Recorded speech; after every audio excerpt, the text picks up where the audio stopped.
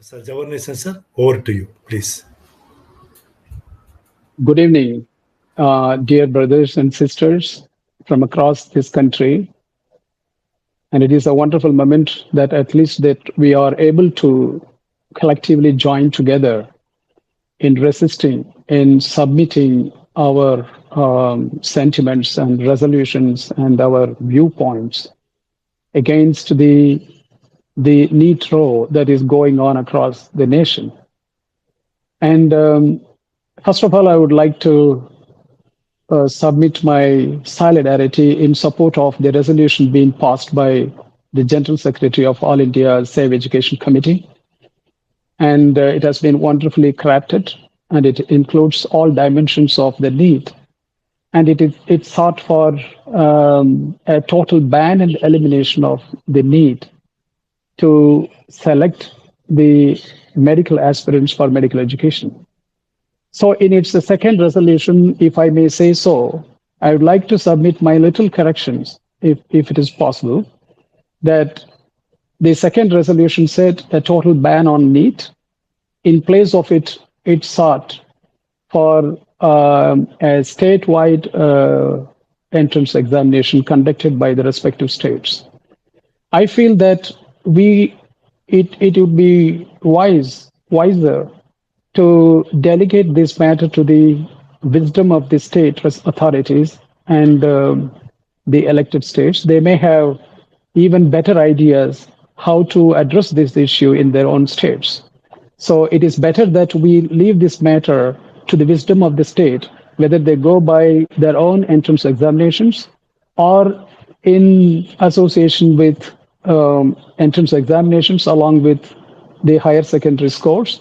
Or some states like Tamil Nadu has a long track record of going through n number of permutations and combinations in conducting this examination in the last several decades. And finally, the Tamil Nadu government proved and was fully convinced that higher secondary score was the best to select the students for medical admission. So that means that many states may have different experience based on their demography, based on their conditions, and based on the systems possible for them. So that means that the correction that I'm looking for is that a total ban on the NEET, along with the devolving responsibility to the respective states, and leave the decision to the wisdom of the states so that they can come out with the best possible selection method. I think that is the only thing, and you may consider that. But we all agree that NEET deserves a total elimination. So if we are suggesting and voicing for elimination for the NEET, elimination of NEET as a competitive examination, and what is the solution then? What is the alternative? Or even if we voice for it, would it stand before the 150 crore people of this country to agree with that unless they understand the nitty-gritties involved in the NEET and also the disastrous impact that it had done since its inception in the year 2016 onwards?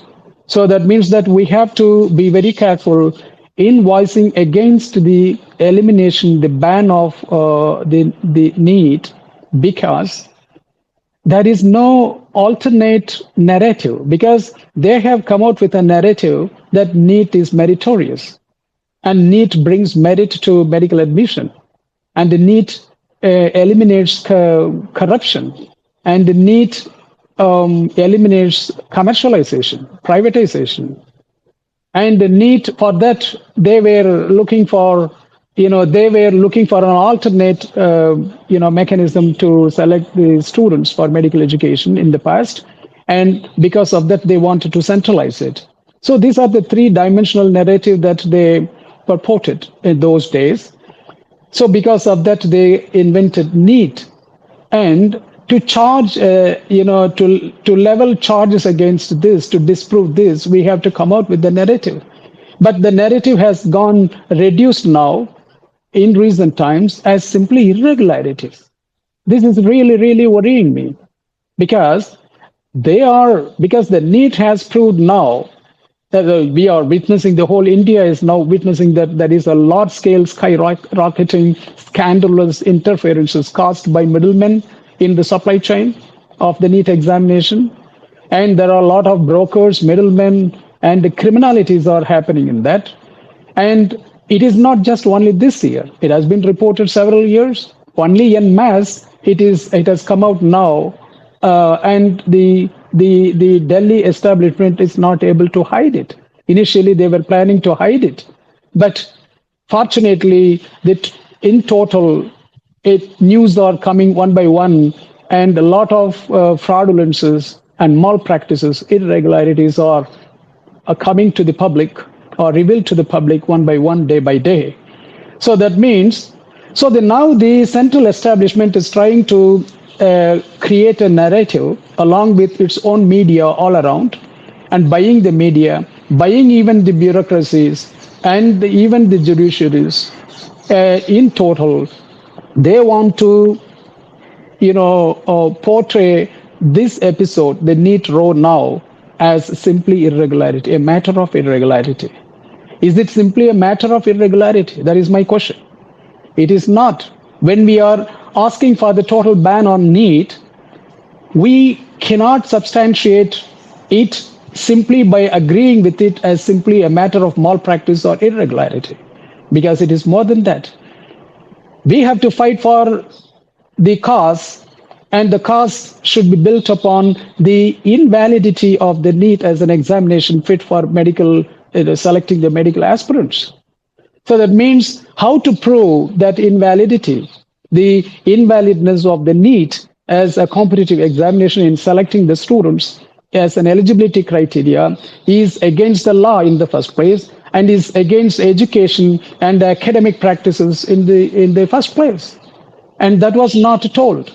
And purposefully, both the media, the central establishment, in association with the bureaucracy and all its regulatory agencies, in collusion with the other public and the charitable and RSS kind of institutions, they are propagating the narrative now as simply it is irregularity, which is not so.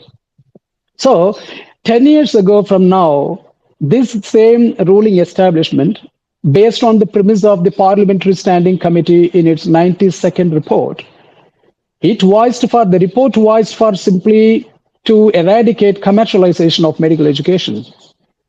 And to resolve this, it sought for a common entrance examination. That's it, period. Nothing beyond, nothing less. But having that premise, the current ruling establishment after 2014, it came up with a three-folded narrative that there must be something called an examination called a NEET, and that NEET should be centralized, and the central government should only have, it has only the capacity and competence to conduct the NEET, that examination. And second, because it is meritorious, it ensures merit in selecting the students, and because it ensures the standards in selecting the talented students, and because it is against commercialization, if implemented, NEET is the way forward. That was the narrative in 2014. And since then, they tried for 2 years, and there were a lot of legal, consequences afterwards, and it was delayed. So to ensure that NEET is valid legally. And eventually, NEET was a reality in 2016. If NEET was a reality in 2016 with the backing of the Supreme Court, we know that whether it was true or not, there are a lot of precedents before that bench passed the ruling in the year 2016. A lot of other verdicts were there on the same issue passed by the benches in the past. But supposing all these things, the 2016 bench in favor of NEET, in favor of the central government, in favor of the narrative, it ruled that NEET was valid. And then it became a reality. So that narrative was triangulated narrative, because it is merit, one, and it de-commercialized, second, and it has to be centralized. Only then there will be a uniform examination throughout India. There will be uniform a standard and quality in the search process of students for the medical education. So this was the case in 2016 when NEET was not an act. It was simply an executive order backed by the Supreme Court verdict. It was not an act. Until 2019, in the National Medical Commission, it became an act. So now it is an act. It is law now. So that means if we are going to seek for a total ban on NEET, which is really good, we have to come out with a narrative and disprove that NEET is not merit and the NEET has not decommercialized. And by conducting NEET by the central agencies like national testing agencies under the national government is incompetent to do that. Unless we do that alternate narrative, a counter narrative, and propagate this among the students and all stakeholders of medical education and general education, parents and students and educators, academicians, and of course the political parties as well, because these are the same stakeholders who supported, who were inculcated with this narrative in 2014 that it is the good. And almost even the opposite party at that time, the Congress, was silent when NEET was introduced. Right? So that means almost all political parties were in favor of NEET, except a few in Tamil Nadu and elsewhere. Except few, most of the political parties, major political parties, were in favor of NEET. And it got the supports from all other stakeholders, like the neoliberal market forces supported it vehemently, vociferously. And then the general public, the parents thought that, oh, NEET is going to bring down the cost of medical education. It is going to decommercialize. So our kids would go and study with affordable cost. So parents agreed. And all eyes were blindfolded. And all were, I would say, indoctrinated. All were indoctrinated. Total indoctrination happened between 2014 and 16 until the Supreme Court gave the verdict. So that means it was a strong campaign. It was like a Goebbelsian campaign. A Goebbelsian campaign was happening and it was a stage managed by the central government at that time. So that means everybody were aligned, and especially all medias, no exceptions, all around India, all were in favor of NEET, and all were voicing for it. So there was a large-scale narrative propaganda happening in the country at that time between 2014 and 16 when NEET was introduced. And now the same propaganda with the same stakeholders like the media, the neoliberal market forces, the private players, the medical education private players, and the so-called intellectuals section of the society, all have joined now to reduce the narrative as simply irregularity, which is not so.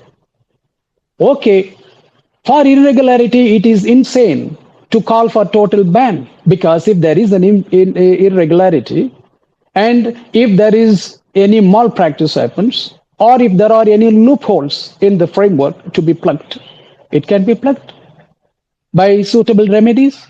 So does it fit or suit for total ban then?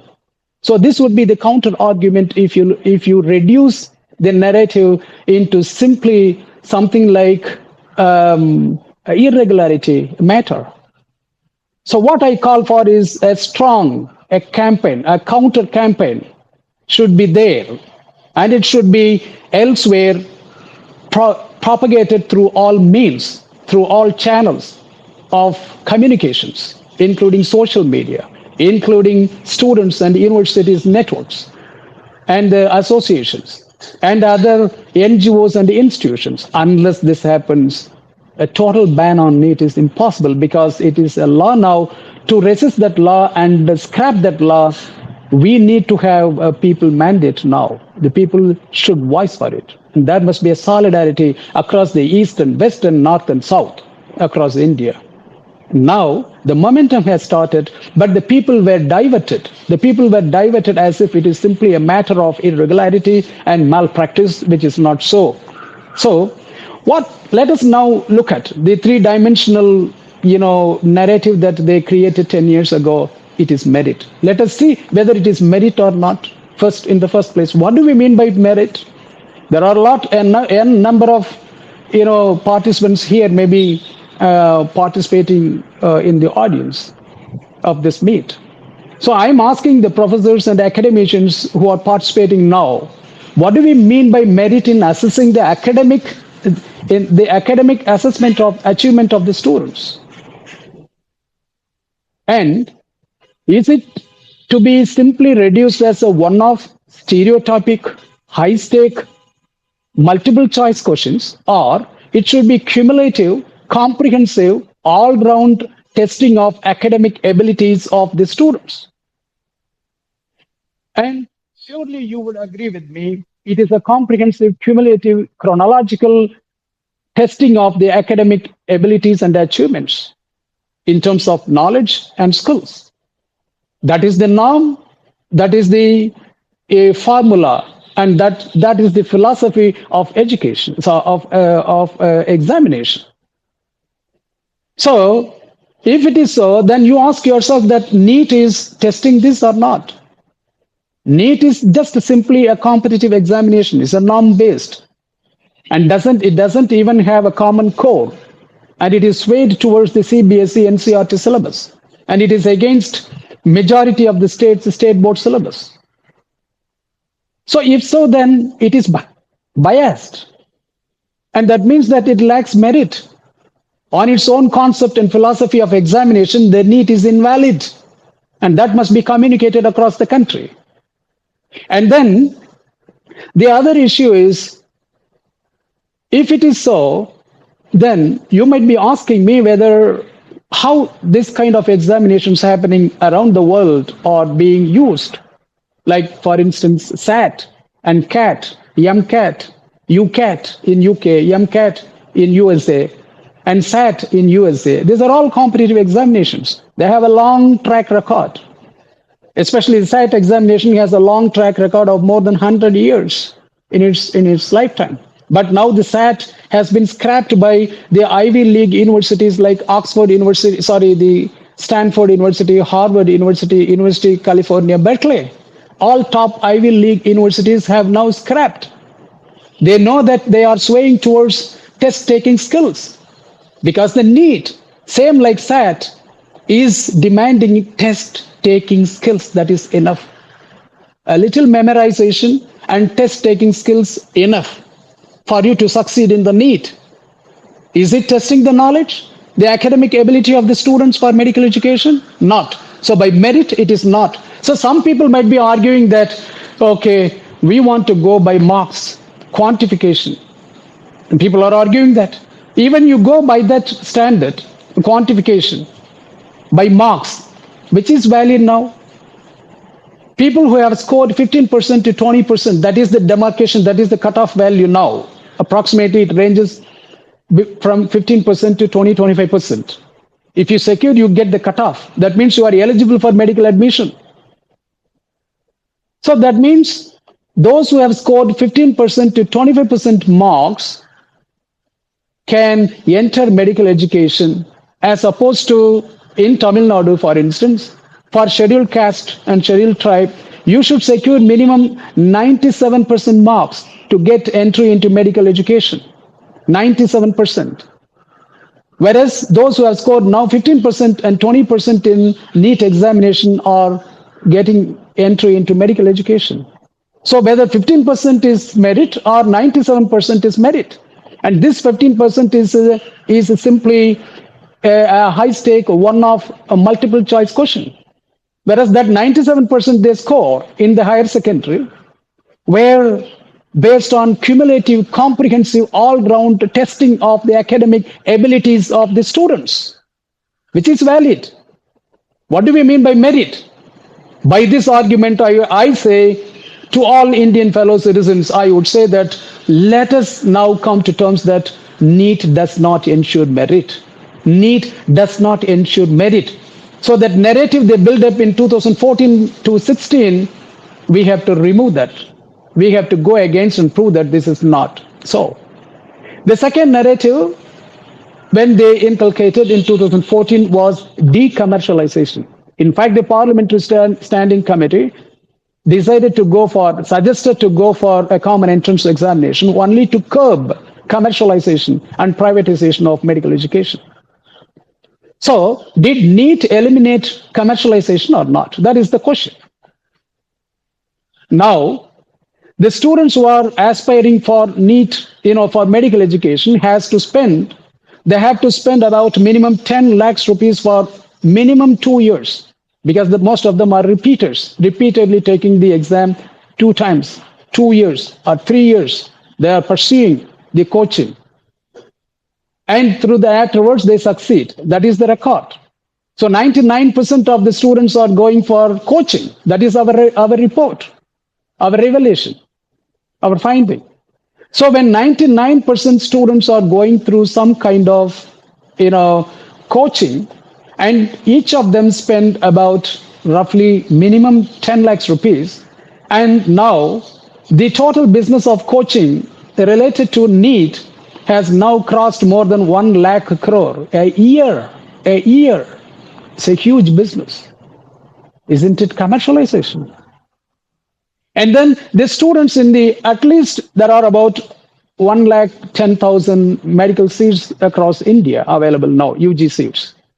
And more than 50,000 seats, medical seats are being sold for a hefty price ranging between 25 lakhs to 35 lakhs. Now it is going to go and increase further again and again. Isn't it commercialization? Did NEET eliminate commercialization? And more than that, there is another dimension joined now recently into commercialization is the scandals, the networked orchestrated scandals across India. It was in Gujarat, Bihar, Haryana, UP, Madhya Pradesh, all states. It could have happened in Tamil Nadu or Kerala or Karnataka also. If you probe into that, it would have got that network could have been exposed. But it is in the hands of the central government. They wouldn't do so. Their police, their judiciary, all would be suppressed. What we are witnessing now is the tip of the iceberg of the scandal. But the scandal is more bigger than what we think. That means the NEET now they have done should be completely scrapped and the re-exam or some kind of remedy should be done now. So that means in terms of commercialization, so thousands of crores of rupees are being transacted in these scandalous interventions in the process of the NEET examination by the middlemen, the brokers, and the hijackers, the hackers who hacked the question papers. So it proved it did not decommercialize. It proved it is not merit. Anyway, the third dimension of the narrative they established in 2016 was centralization. At that time, they said that states were not capable to conduct this kind of high-profile, high-stake examination. And because of that, they constituted National Testing Agency. And this National Testing Agency, now you see, it is highly incompetent. It is highly incompetent. It proved. See, the SAT, conducted by College Board, that is the trust that is conducting, that is the owner of the SAT examination. Every year it probe, it retrospect itself into the conduct of the SAT as an examination, whether it is justifying its role, its purpose or not. It promotes diversity or not. It promotes inclusivity or not. Every year there are reports in the SAT, and they are retrospecting themselves. And they are trying to improve the conduct and the framework of the SAT as an examination, as a competitive examination. They are trying, but still they are not able to. They are improving day by day. But this NEET, since its inception in 2016 onwards, there are about 8 years gone. What had happened? Any one report came out of the National Testing Agency showing that it tested, it reviewed its practice, its framework as to its validity, feasibility, as to the problems that it inherently poses. And as to plugging the problems it faced since its inception, nothing. Is it an agency? If it is an academic agency, they would have done it. It is a bureaucratic administrative agency barking for the voice of the orders of the rulers. How can we expect of any good out of the National Testing Agency? So it is incompetent. So that means that in all respect, the three-dimensional, three-folded narrative that they have created those days have been disproved now by its own. It dug its own, grave. Now it is proved beyond doubt. So what is next?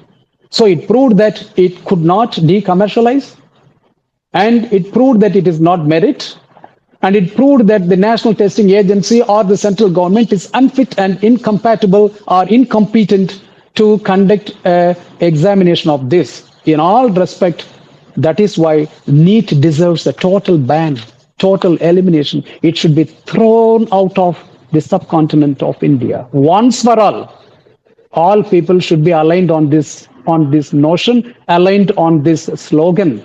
That is the alternate counter narrative. The counter narrative is NEET is not able to decommercialize. NEET is not meritorious. And NEET should not be centralized. It's not a centralizable matter. So that means this is what we said in Tamil Nadu in 2021 as a part of the high-level committee where I played a major role, an instrumental role in preparing the report, in coming out with a wonderful report. It revealed everything. Whatever I am saying now, whatever you and all across our brothers and sisters in India are saying now have been well revealed. Long back 2021, at that time when I came out, or the people associated with this kind of reports and things, our brothers and sisters came out, no one believed. So at that time, we proved that NEET was biased in favor of NCERT and CBSE. And NEET was not predictive. If there is a competitive examination, it must be able to show its predictiveness. In the aftermath of the examination, it proves the worthiness in those who have been selected for that purpose. So that means in the aftermath of the examination, whether students perform well or not, the NEET should have predicted, and NEET should have been reviewed, assessed, whether it has the predicting ability to ensure that in the aftermath of the examination, students are doing well in the MBBS or not. NEET did not do so. Our report proved. And then NEET, our report proved that NEET promoted coaching as opposed to learning. Learning must be fostered. And the learning was completely scrapped in favor of NEET. Coaching had to be there. So it promoted coaching and also commercialization. And then one of the largest impact of the NEET in Tamil Nadu in our report where we studied, we found that it is vulnerable to charges of a social biasness, economic biasness, regional biasness, linguistic biasness, and the board of studies biasness like CBSE state board biasness.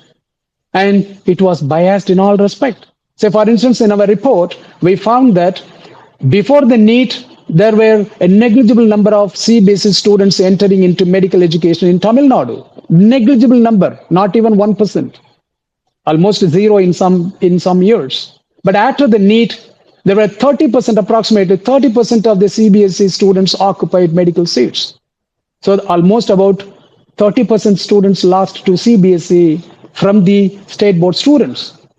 And number two, it was against the vernacular language students, the Tamil medium students. Those who have pursued Tamil medium students have got about at least 14%, 14% share in the medical seats before NEET. But after NEET, it was reduced to less than 2%.